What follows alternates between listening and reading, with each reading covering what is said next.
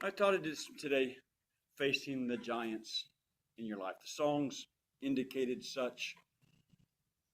Our prayer requests last night and even today have indicated there are giants in our midst right now. It begins in Numbers chapter 13, verse 1. וידבר אדוני אל משה לאמור, שלח לך אנשים ויתרו את ארץ כנען אשר אני נותן לפני ישראל. And Adonai spoke to Moshe, and he said, send some men on your behalf to investigate the land of Canaan, which I'm going to give Bnei Israel. That's a promise, people. A promise that was made probably 450 years earlier.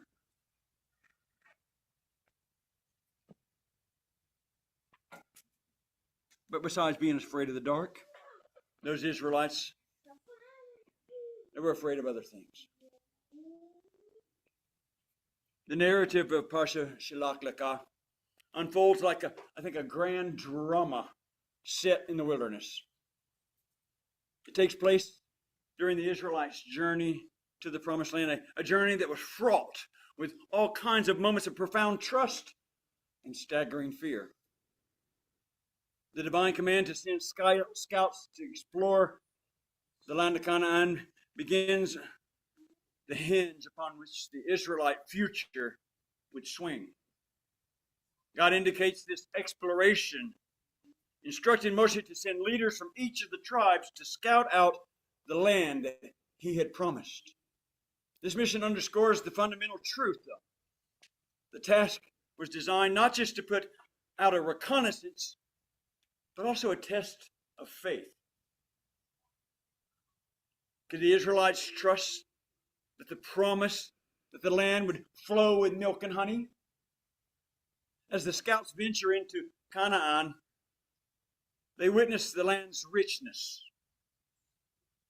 a palpable reflection of divine provision. For 40 days they were out there seeing everything that was good about the land, but not everything. Their journey is marked by an encounter with formidable adversaries. And in the scripture it describes them as giants, Anakim, or even in some parts, Nephilim. This encounter stirs deep-seated fears lying dormant within their collective psyche. I'm afraid of the dark. I'm afraid of giants. I'm afraid of spiders. I'm afraid of snakes. Amen. I think we all have a fear. Well, sometimes we keep them quiet. But this encounters, upon the returning, the scouts present a divided report. Caleb, a figure of unwavering faith, by the way, a Gentile, former Gentile, some say, he urges immediate conquest. He's ready to go in there and start a war. He was confident in God's promise. And then yet 10 of the scouts paint a daunting picture instead. Their narrative infused everything they said with fear. They emphasized the giants and the fortified cities, allowing their fears to eclipse the promise from God himself.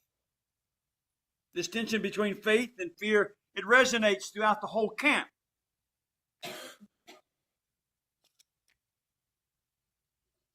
The people, they're gripped by fear. They're listening to those 10 little weaklings. They lament about their situation. Oh gosh, we're going to go die. You might as well just send us back to Egypt. It was safer there. The Israelites' rebellion marks a pivotal moment in their future. Their cries for retreat reflect a deeper distrust and an ingratitude for their past deliverance. And in response, God decrees that generation, all but saving Caleb and Joshua, will never enter the promised land. And this edict stands as a sobering reminder of the consequences of disbelief. And yet, within that, there's judgment. But there's also mercy. See, God ensures that the promise remains intact for their descendants, demonstrating His enduring faithfulness and the opportunity for a future generation to embrace faith over fear. So I ask this, are you like the 10 spies? Do you see giants in your spiritual journey? Let's remember from last week's Parasha that chapter 12, it ends with the incidents of Aharon and Miriam complaining against Moshe. And the result was being Miriam was afflicted with Za'arat, that skin disease that revealed sin. It was caused as a direct divine judgment upon her by God. And out of respect for Miriam, the entire camp of Israel decided to wait rather than move forward during that 7-day purification period from her Za'arat, in which she was put outside the camp and could not come in contact with anyone. And once the purification had passed, the Israelites moved to the area of the Paran desert. It is widely assumed that all of this will occur in Numbers 13 and 14. It happens while they're camped at Kadesh, also called Kadesh Barnea, also called Ein Mishpat. There is no command. This is an enormous, a lush oasis right on the desert's edge, on the southern border of the land of Canaan. And it's difficult to understate the enormity of the rebellion against not just Moshe, but against the Lord, and the catastrophe that is being described here. And as we get to further into chapter 14, you see the consequences begin to unfold. And like the story of Joseph, a pattern and type is set up here that is once true in historical meaning and poignancy all to itself, as well as it being prophetic and even a metaphor, a type that will, and in so many ways, be repeated not just by the Israelites in later generations, but all fellowships, almost every fellowship in Mashiach to this day. What we witness here is nothing less than an event that we could call the very first fall of Israel. What should have been a wonderful story of triumph and prosperity, a tale of Israel inheriting the land and all the goodness that Adonai had prepared for them. Instead, it turns into a tragic narrative about disbelief, failure, weakness, a direct repudiation of God's grace.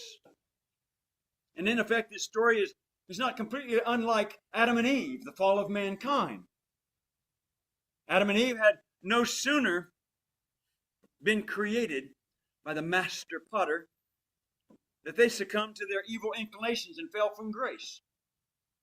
In our story, Israel had only days and weeks earlier been consecrated by God.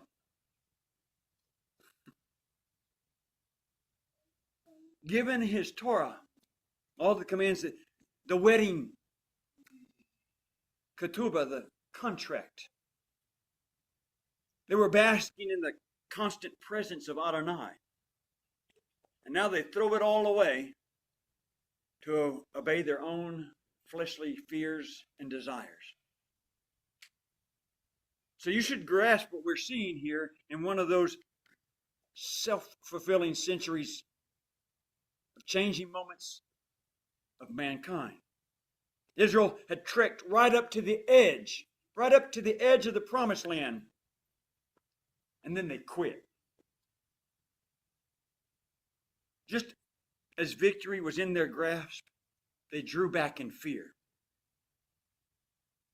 They turned back and refused to enter into the promise that God had given them. Oh, how a razor's edge we had all lived until that moment that we accepted Yeshua as our Messiah. And we had no idea what the danger we're in. Yes, there's a death coming. It could be an eternal death for you based on your decisions. That is a danger. Now, our account opens with Adonai instructing Moshe to send a group of men to scout out the land of Canaan. And that group was to consist of but one man of each of the 12 tribes of Israel. Immediately, however, we run into a scriptural dilemma. Because later in Deuteronomy, we're told this in Deuteronomy chapter 12, verses 22 and 23. Then all of you approached me and said, let us send men before us, that they may search out the land for us, and bring us back a word by which we should go up, and the cities which we shall enter. And the thing pleased me, and I took 12 of your men, one man for each tribe. Do y'all see the dilemma? Numbers 13 says God told Moshe to send spies. Yet Deuteronomy chapter 1 says the people of Israel approached Moshe and said they wanted to send spies. Big difference. God and you. And Moshe thought that was a good idea. So he handpicked 12 men. So what are we to make of this dilemma? The answer, according to rabbinical writing, is contained in the Hebrew word used in Numbers 13, verse 1. That word for sin in Hebrew is Shlach, Lecha, which literally translates sin for yourself.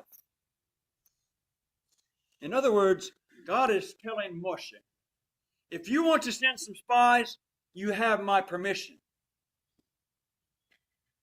Changes a little bit of things there. So what we see in verse 1 is not God on his own impetus just suddenly saying, hey, Moshe, come here a minute. I want you to send out some scouts. That was not just a happenstance by God's thought. Rather, it is what God was responding to a request from Moshe.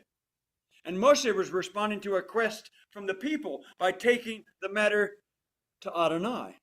So Adonai tells Moshe to go ahead and satisfy himself and the people's request by sending out these scouts. Now, after all, God knew what there was in the land of Canaan. It was the people of Israel who were unsure. So let me be clear on something. There is a difference between spying and scouting. Now, some Bible versions say that the 12 were scouting, yet some renditions say spying. It's like the difference between shoplifting and shopping. It was like searching for a new community to buy a house, not like the preliminary to a military operation. And if it had been a military operation, most certainly the leaders of the tribes, well, they wouldn't have gone. The leaders don't never go, right? They send out the grunts. They wouldn't have sent out 12.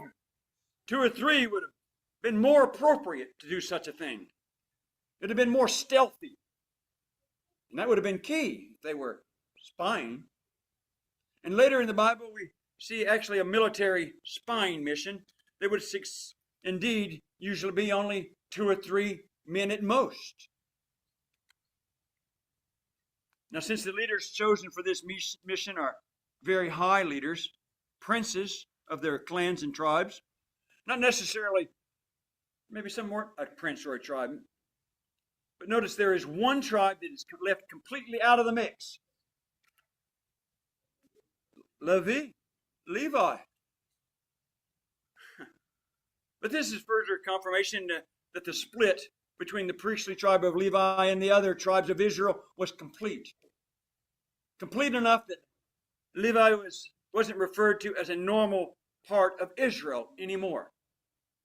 Anyhow, Moshe instructs the group of 12 men to go up through the Negev. If you've ever been in the Negev, it's a barren desert. Haven't been to the Negev when you went to Israel. It's where Masada is. It's pretty bad. and that's the nice part of it, into a hill country. And in essence, they weren't really going scouting out the Negev. It's desert. Best you're going to find there is spiders and coyotes. It was simply a place that had to go to reach their goal, the hill country. Or really, it indicates the general area surrounding Hebron, just right outside of Jerusalem. And their mission was to determine several things as referenced in verses 18 to 20.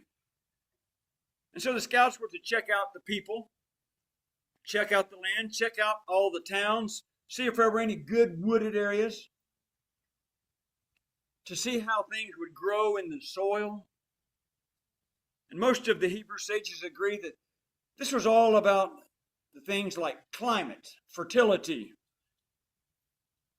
the fertility of the soil, that is, and the availability of all the natural resources that the country held. The milk and honey, right? Whether the people of Canaan were fierce warriors was not really the issue at all. As far as Moshe was concerned, God's got that. Though certainly it was important to know under the circumstances. After all, under no circumstances were the Canaanites going to be thrilled with 2.5 to 3 million Hebrews diddy-bopping into their country, showing up with an eviction notice at that. Get out. And we're given the season in which this scouting mission happened. The time was the great ripening harvest. It was in the summer, around the July-August time frame. Now, if you've ever been out there in the desert at that time, it's going to be very, very hot in the Negev. So in verse 21, they go off and they look the place over, and man, it's a big place. They begin by taking a route through the low-lying desert and then on up into Hebron, the mountain, the hill country. And then eventually they travel all around the place called Lebo Hamath. And there's some disagreement over the exact location of that place, but it was for sure well to the north, even into what eventually would be called Syria and Lebanon, an area that would, under King David's and Solomon's rule, become officially part of Israel. Anyway, it was probably a distance of about 250 miles from Kadesh to Lebo Hamath. So it's no wonder that it took 40 days. That's a lot of walking, people, for them to go there and back. Now, why was Hebron a destination? Simple. Abraham, well, he was buried there. And it was at Hebron that Abraham first took the promised land. Hebron was where he had settled to any degree of the land of Canaan. And it was the stomping grounds of all the patriarchs to one degree or another. It was beautiful, it was fertile, it was good for pasture, and good for crops. Hebron would then be the unnamed capital of Israel for the first few years of their living there. Because the Hebrew history of that place, there is also a sacred place for the Israelites, Abarat Mikpalah, where the patriarchs were buried. Exactly who or what the Anakites were uncertain. One thing that we do know is that they were a race of tall, very tall people. And they were compared to the Nephilim and the Rephaim, spoken of in Bereshit, Genesis, in the pre-flood. Recall the Nephilim and the Rephaim were the daughters of men. Were a race that were from the sons of heaven that had relations with those daughters of men. In other words, angel-like creatures had relations with human women, and the result was this big line of big, burly, thick-necked, strong, fierce, evil people. Now, were the Anakites the latest version of the Nephilim? Or were they just being compared to the Nephilim in some kind of rhetorical way? That's hard to know.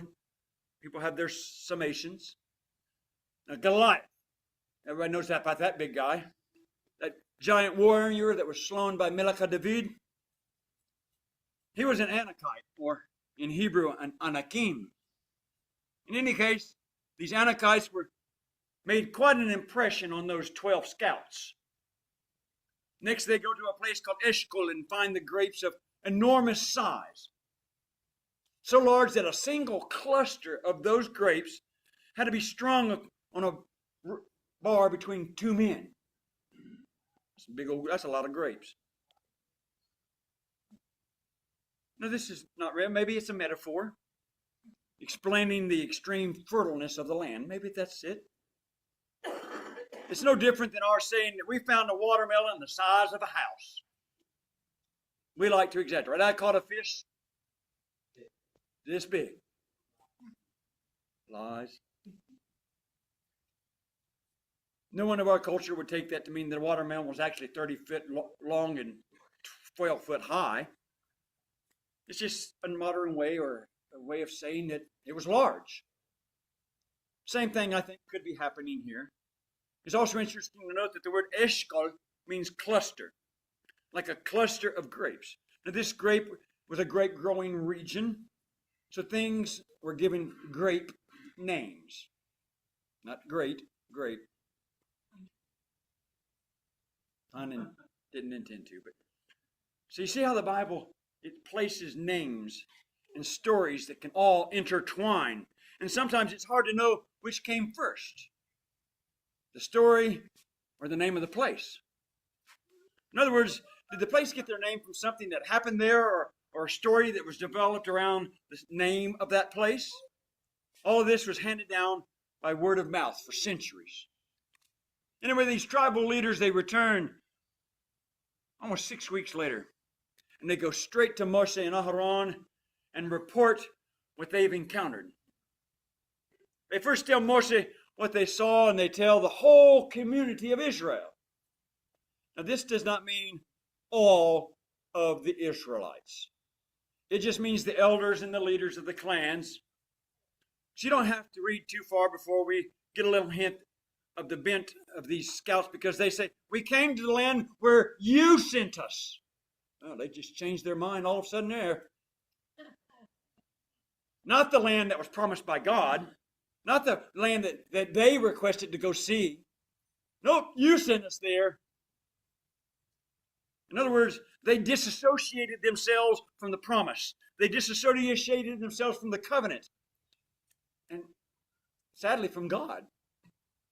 For them, it was simply a political and economic matter. Maybe even a matter of life and death in their eyes. And the first part of their report to the group of scouts offers a very positive view. Yes, they say, it is indeed a land flowing with milk and honey. And then this response to Moshe's instruction as they were preparing to go on their mission to determine that the land was fertile. And then they also show Moshe the fruit that they brought back. This is a response to the question that the land was indeed wooded, meaning that it did support larger plants, not just underbrush and bramble. But in answering the question about the strength of the people of Canaan, they answered that they were very powerful. As for the cities, they were very well fortified and large. And by the way, that was not an exaggeration. Most of the walled cities of the Canaanite cities had been excavated, have been found to be 30 to 50 foot high, as well as 15 foot thick. Some big walls. The scouts also say that the tall people, the Anakites, were present there. And these Amalekites, thought to be the dominant people, the wanderers of the desert region of Canaan and the Sinai, were also there in great numbers. Now, y'all remember about the Amalekites, right?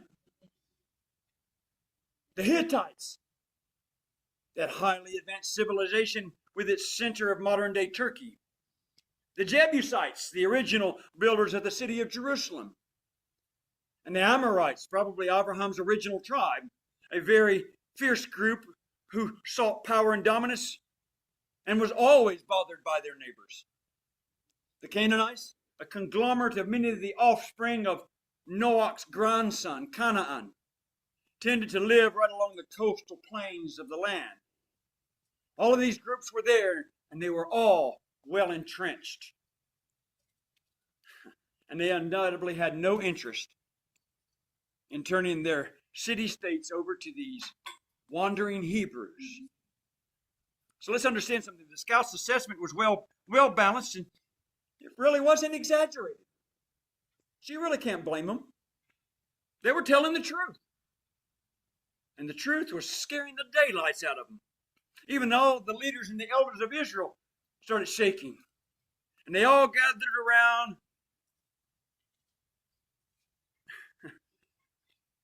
They all gathered around to hear the scouting report.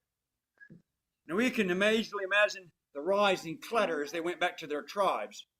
Man, did you hear that story? Man, let me tell you the story that I heard. And we all tell a story. It gets bigger and bigger as we go, right? And it gets bigger than it ever was. And so they actually started creating and expressing anxiety and fear. And fear spreads like wildfire. A growing commotion. And then complaints come. And then a rebellion comes. We're not going to do that. Because verse 30 says, Caleb, he hushed the people. Shut up! Quit saying that. Caleb told them to quiet down and settle down. And then he says, okay, enough reality. We know what we're up against, and now let's go take the land because we're sure to overcome all these obstacles because of God. Now, this is not the same conclusion that those within earshot had already come to. The other scouts and the elders had decided that it was suicide to take on these formidable people of Canaan. To make their point, they abandoned the balanced report and say that the Anakites were so big that we looked like grasshoppers next to them. It's a hopeless situation, at least in their estimation. But here's the problem. The scouts and the elders were in rebellion, not against Moshe, but against God. Their refusal to take God at His word was the greatest affront to Adonai's holiness. Their refusal to take God at His word was the greatest affront, and there would be grave repercussions.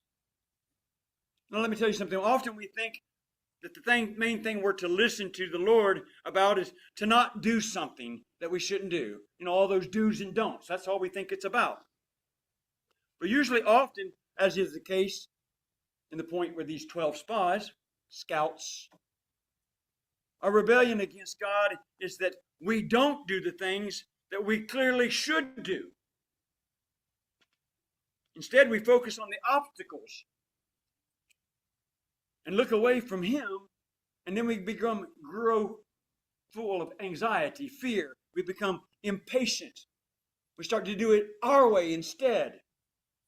We think, well, if it's difficult and dangerous, certainly it can't be from the Lord. He would never put me in any danger. Nothing ever happens bad to God's people. Okay.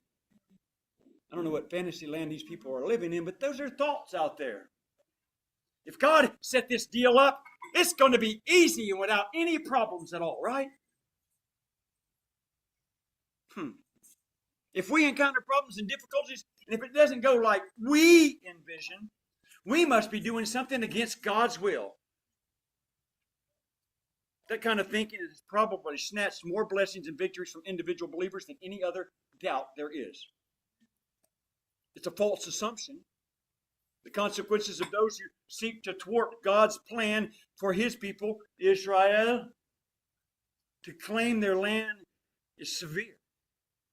10 of those scouts were about to find out just how seriously God takes His covenants, His commands, and the rights and the duties of His people to assume their place in the land of promise. See, the church today is also about to find out that the Lord does not change, and He does not make idle threats, and that He has not gone back on His promise to the set-apart nation that He created through Abraham. So how much do you want God to bless you? There's a question. So let me propose a couple more questions. How far are you willing to go with God? Up to your comfortable point? How obedient are you willing to be? Well, I'll do this, but I won't do that. You see, the Israelites were poised to enter the promised land, and Moshe gives orders to send out those 12 spies, and they spied out the land to see if it was fruitful. They spied on the inhabitants to see if there were many or few or weak or strong, if they dwelled in tents or fortified cities. And then they reported back. And those Israelites must have been anxiously awaiting that report. Is this going to be easy or hard?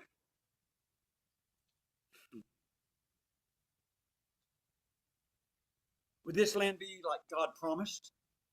A land flowing with milk and honey, fertile, productive land. Let us look back together at this conundrum as we wrap this up.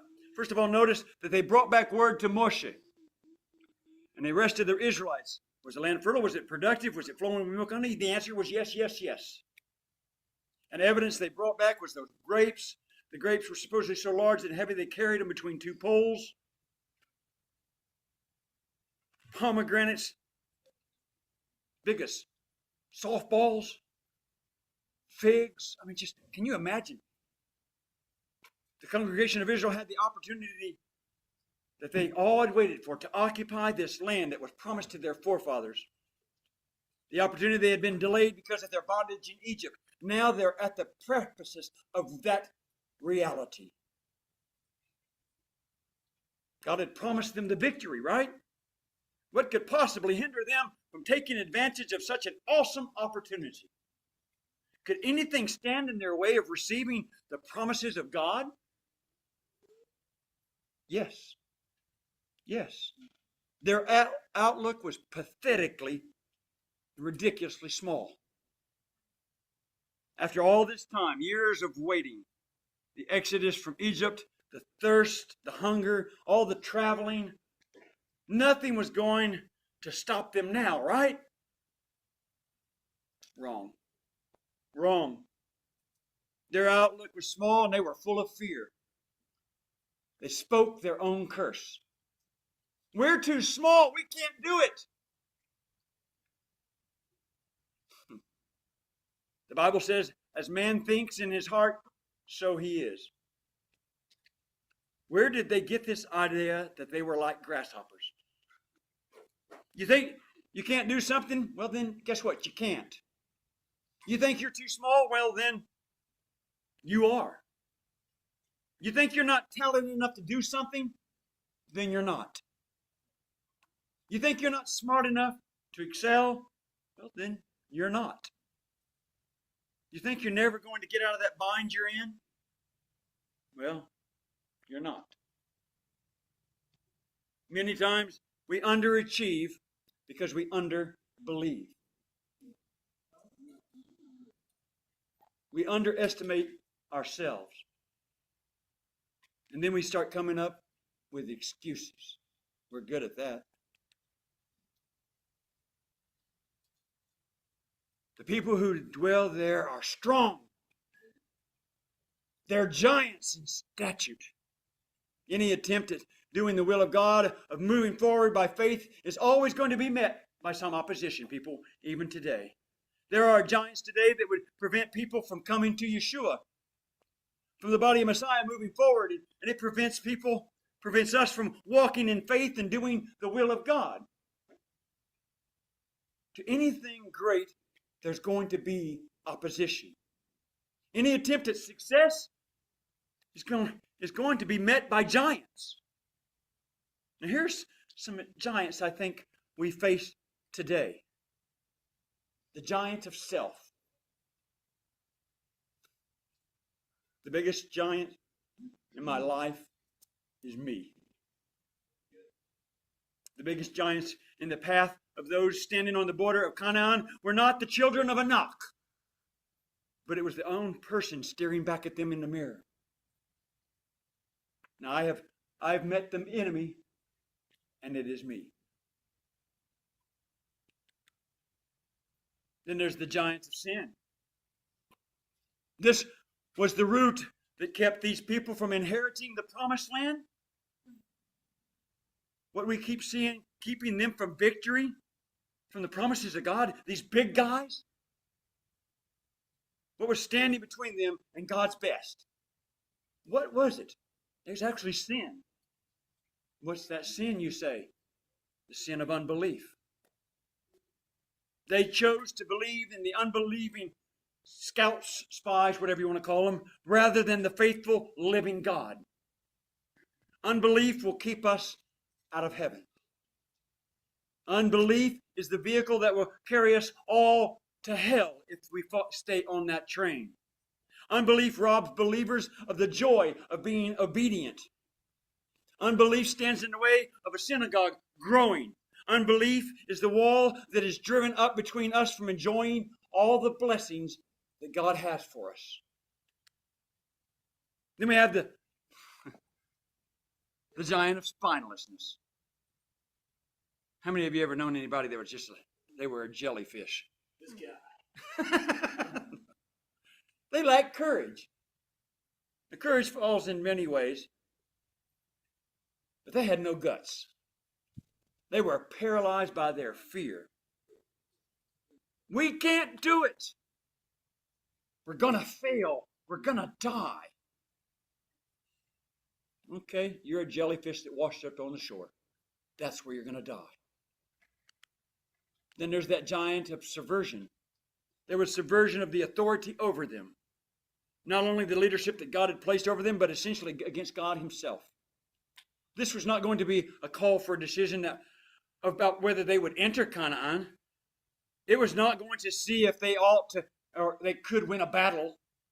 It would only for the sake of being prepared, but the will of the Lord was subverted.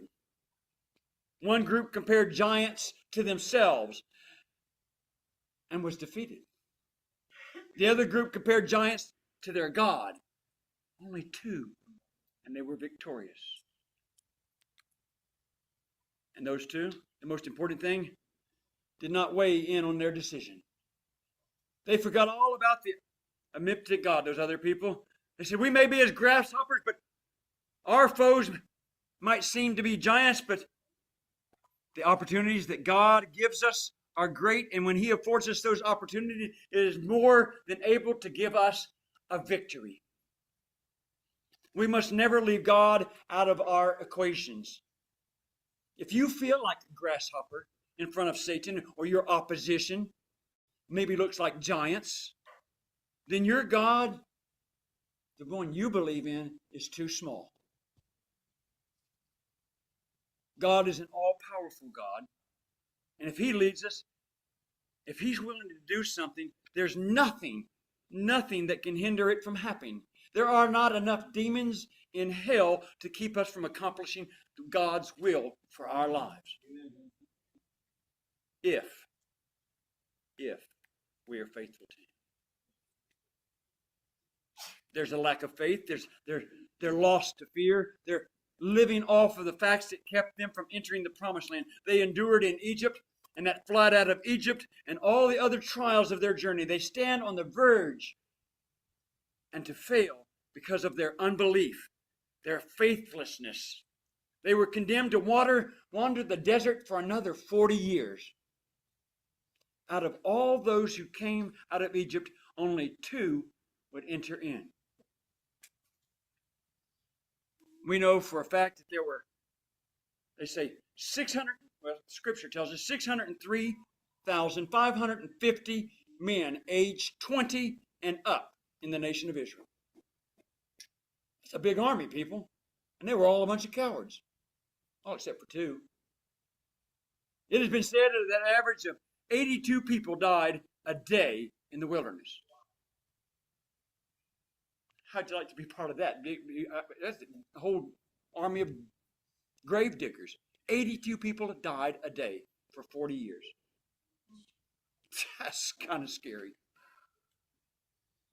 How many people are dying each day after living an incomplete life? How many people die in their sin today because we didn't share the gospel with them? See, the 2 entered into Adonai's promise. They were Joshua and Caleb. They were the only 2 of those scouts to be positive. The only 2 that wanted to progress. The only 2 who believed and trusted in the God of Israel. And as a result of their faith, they received the promises of God. Today there are great opportunities. Yet, What giants keep holding you back? What's keeping you from your personal victories? Are you feeling like a spiritual grasshopper? Feeling like you can't do anything right? I'm always having to repent. It's not worth it anymore. Remember this day, our God of omnipotence. He is all powerful. He can handle the giants in your lives, if we have him in our corner. Would you trust God with your future? Do you trust God with your future? Will you believe in his promises? Take him as his word? Shlach Lecha, it imparts enduring lessons on our human condition. It is a story of divine testing, of human fallibility, of courage that stands against the fear, and the communal consequences of disbelief. It challenges us to consider our own journeys and how often we magnify our own fears and obstacles that are before us. We make them bigger than they are, dimming the brilliance of our God and all the divine promises he's given us. This narrative invites us and invites reflection on how we respond to our challenges in life and the ones that God puts before us. It compels us to cultivate a communal faith that will lift each other up above the fear, aligning ourselves with Joshua and Caleb's spirit of confidence in God. So as I conclude, I say, may we learn to see through the eyes of faith, embracing the journey that is laid out before each and every one of us with courage and trust. And Shlach Lecha, go forth and slay the giants that lay before you in your spiritual life. B'Shem Yeshua.